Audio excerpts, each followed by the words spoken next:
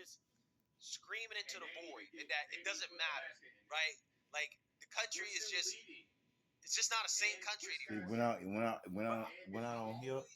I bought the short on there and on there, and just went out.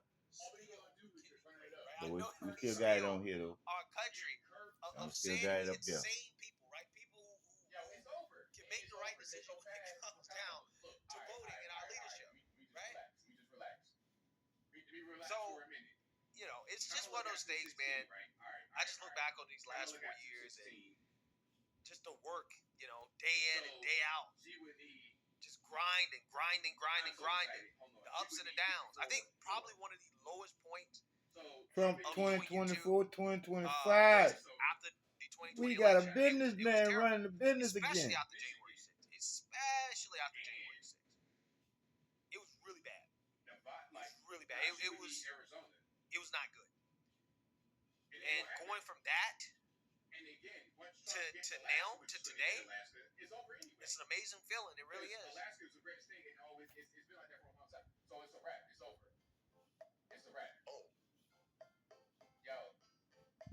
You got to get to a victory party here. Hold on. Yeah. I cannot tell the difference. Clear as day. They look pretty identical. This one right here is the refresher. This is the door. All right, let's do it. But, you know, hey. It's true. This is a historic moment. I'm happy to be a part of it. I'm happy that we made it through. And it's just, it really is crazy to think about. Life is insane. It really is. This is history. We're living it. Have the mantle that he can hand to the next Republican. So I don't know how Republicans ever go back to the old party that they were, but it is truly extraordinary, and it is all by the force of one guy, one man who had the fortitude, the strength, the vision. No, I'm not gonna cry. I'm not gonna cry. Okay, no matter how I feel about it, I'm not gonna cry. So if anybody's looking for me to give you a Van Jones moment, you're not getting that. I'm not gonna cry. That ain't happening.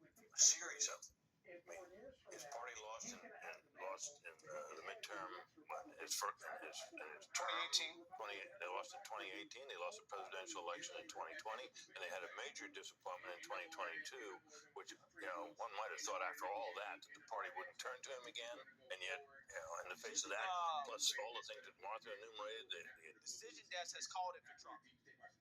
So let's yeah, I mean, I had a good feeling that the election would be called tonight at some point. I just call this perfectly, man. I call this perfectly.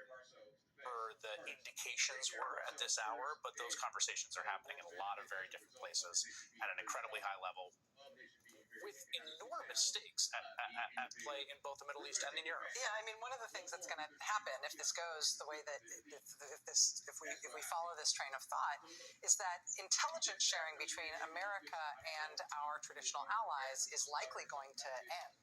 The whole Five Eyes thing is likely going to end. If you've got America, the meltdowns over the next few days are going to be amazing. They're going to be amazing. They're going to be fear-mongering about all the things that Trump is going to do, right? You know, half the stuff they say, I kind of hope happens, right? Half the stuff they talk about, like mass deportation. I hope that actually happens. If that actually happens, I'd be happy, okay? But some of the stuff, they're just going to fear-monger about, and it's just going to be a bunch of nonsense. And on top of that, you've got reporting from the New York Times that they're considering, once there is a second Trump administration, if it happens, to stop performing background checks before giving people security clearance, meaning giving classified information to anyone. That's supposedly at the instigation of a Trump campaign official who was born in Moscow, who was unable to get a security clearance in the first Trump term, who has had multiple arrests and is currently under indictment, and who has reportedly been put at the top of a short list to be White House counsel. And he is the one who has proposed getting rid of all background checks for security clearances, which means... So again, more fear-mongering. Let me, let's see, ABC.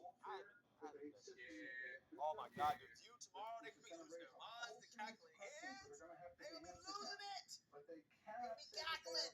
For example, David, how Howard Lutnick, Donald Trump's longtime friend, the billionaire, who at the moment is chairing the Trump transition. I only say at the moment because we know, and I know Governor Christie is with us tonight, we know that the Trump transition team of yesteryear went through a transition itself after the 2016 one. Lutnick came out and actually said, nah, we're not going to give him the head of HHS or head of healthcare or anything like that. So I think that's going to be a bit of a question, David, in the coming days. There's been a lot of reporting, including by us here at ABC, about different lists that have been put together. As one person said to me, Donald Trump is very superstitious, David, as we all know. He has not leaned into a transition fully, not leaned into these conversations about a list. But if he wins, you better believe that's where his attention will turn quite quickly, David. Really appreciate it, John Santucci with great reporting.